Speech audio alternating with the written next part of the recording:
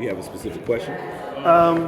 Okay, so I know that these are all three different black female authors.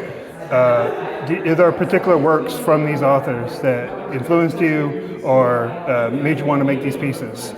So, actually, it wasn't necessarily particular works, like a particular book that they wrote. It was actually the activity or the process of recording culture that I was actually more interested in. So the exhibit is called Legacy Restored, and I wanted to use the feminine figure, like I was telling you before, and I thought it proper that I'd be able to pay homage to women throughout history who have been pivotal in recording black culture Yeah. and creating legacies that are long lasting.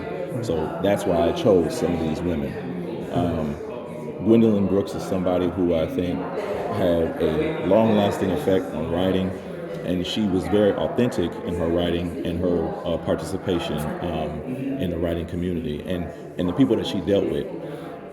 But specifically, Zora Neale Hurston is the person who stood out the most to me, and that's her painting right there in the yellow, because Zora really went into the South and had the experiential kind of process of recording stories from people who are essentially overlooked because of maybe their lack of education, their unrefinement, and the things that we look for in the art community. But she was capturing their stories, and when you listen to her books and you listen to her recordings of the people that she captured in the stories and the songs, you hear a level it immediately transports you back to a place where it's very familiar for me as a black man who has never actually experienced the things that they experienced.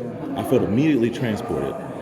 And then her explanation is so poetic and so academic and intellectual.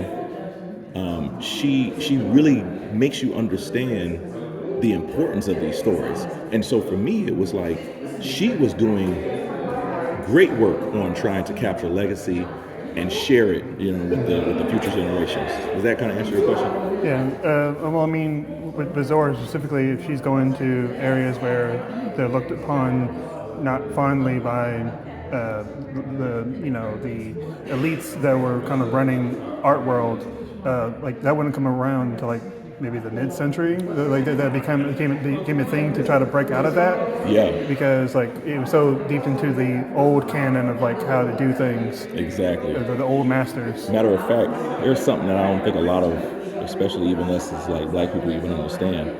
There was the kind of Booker T. Washington school of like black thought Right. and black intellectualism, like the talented tenth idea, and then you're going into the Harlem Renaissance with like people like Zora Neale Hurston and others, Right. and they're not necessarily following that same thought process.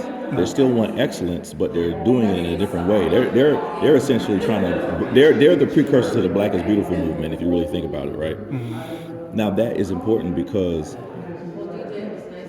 they were Zora Neale Hurston and people like Ida B. Wells who went around and captured all of these images and stories of black men who had been lynched through the South, right? They both are doing pivotal work in capturing legacy and passing it down, but they have different ideas about how black people should be moving into the future. And so they necessarily weren't aligned completely with each other's like thought process, even though they kind of work together.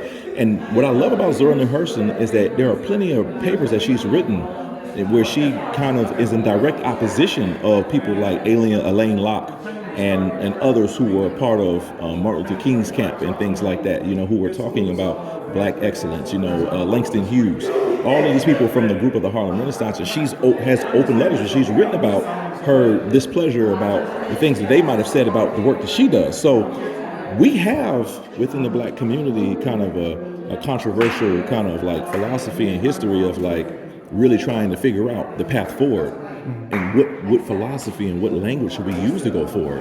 You know what I'm saying? Yeah. Well, I mean, I know Zora specifically had a very controversial opinion of like us as African Americans have to just not constantly remind ourselves of Exactly. the chattel slavery.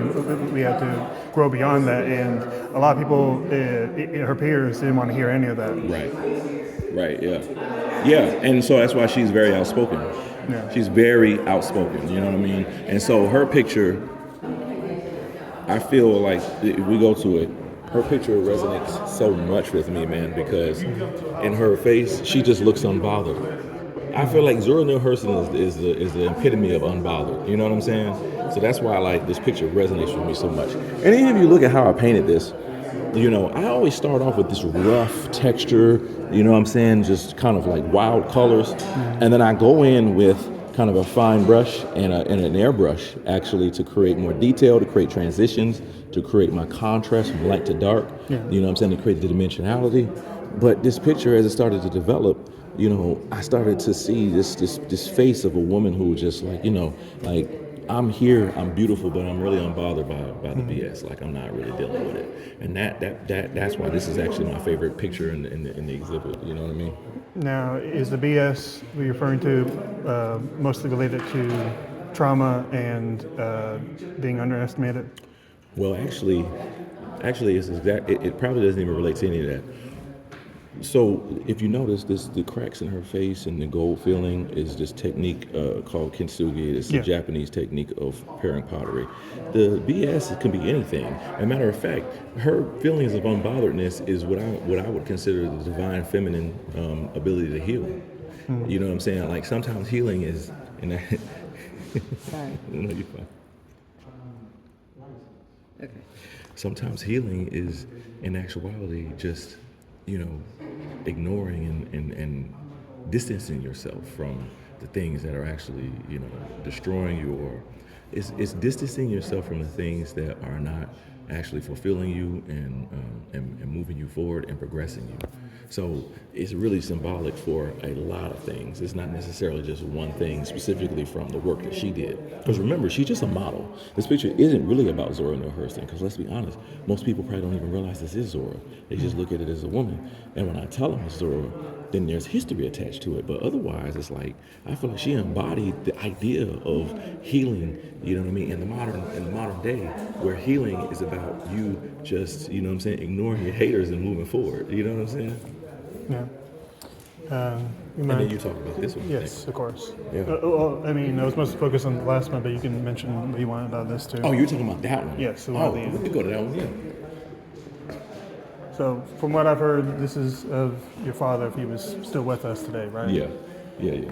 Now, something that I made a theory about when I was writing is that one of the reasons why it's so streaky in between the nose, cheek, and eye is because that's like premature aging from like stress and Oh, yeah. pain. And Oh, it's yeah. like, I'm not sure if that was conscious or subconscious when you were making the piece. No, he's very conscious. So there's a couple reasons why it's like that. One is because I didn't want to create a perfect picture. I didn't want every piece of skin to be smooth. I didn't want every wrinkle to be perfectly illustrated and modeled. One of the reasons for that is because in the age of AI, everything is perfect, and I feel like we should essentially Except for fingers. Except the finger. Well, it's getting there. And I mean, when you think about that, it's like, what would this? Here's the thing: if you go to an art gallery, what would distinguish a painting from being AI from a person painting it? How do we know? The average person cannot tell. And so we are in this position where, yes, ma'am.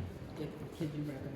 Oh, You're gonna have to say this again. okay. I want to say, what we're trying to do is we're trying to distinguish between when a person painted something or when an AI painted it. And here, what I was trying to do was leave the telltale marks that a human painted this by creating imperfection. Yeah. And also, when you think about the face is about imperfection. And so those marks that you're looking at are the imperfections of a human face, and they are the markers of age. They are the markers of endured grief. And this person, you know what I mean, in this picture is representation of that wisdom. And so they're looking back at the entire gallery. That was why I painted this picture. Thank you for talking to me, and I know your father will be proud. Thank you, I appreciate that.